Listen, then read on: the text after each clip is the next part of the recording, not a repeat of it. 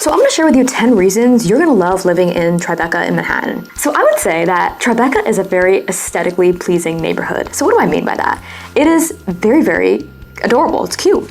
So if you go to the northwest corner of Tribeca specifically, and I know Tribeca is not the biggest neighborhood, but if you start going over to that side of Tribeca, it's a very beautiful neighborhood. There's some cobblestone streets, just like the architecture. It's a very aesthetically pleasing neighborhood to walk through and grab a coffee during the day. So I definitely love that there are some streets in Tribeca that are just absolutely beautiful. Now, I'm not going to say that the whole neighborhood of Tribeca is beautiful, because trust me, there are some streets that just look like your average New York City street, but there are some that are very, very aesthetically pleasing. The second reason that you're going to love the neighborhood is there is some really, really great fine dining options right in the neighborhood.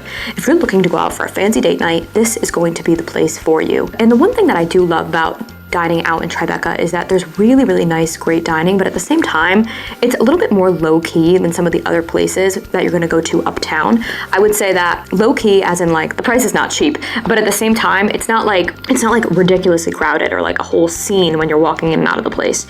So Tribeca, it's pricey. You're gonna pay the price for the fine dining, but at the same time, it's just more subtle, I would say, compared to some other neighborhoods where the dining is right up in your face. If you're in New York City right now and you're watching this video, you know what I'm talking about with these statements. So Tribeca is also considered a very, very trendy neighborhood. So when I did live in Tribeca, whenever I would tell people I lived in Tribeca, it would always kind of be a shock and awe type of reaction, right? So I do have to say it's definitely one of those neighborhoods where it feels nice to tell people that you live in Tribeca because it's considered very, very trendy.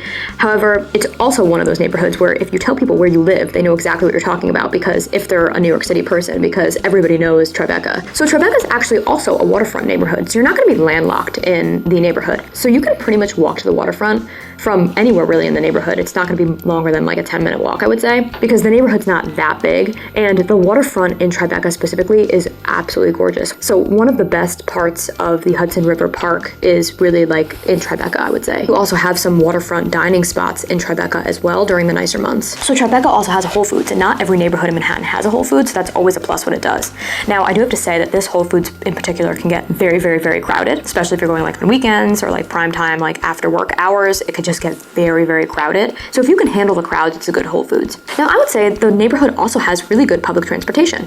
So when I lived in Tribeca, I never felt that I couldn't get to another neighborhood by subway. And there are some neighborhoods where you definitely feel you can't get to other neighborhoods by subway, and it's a whole production.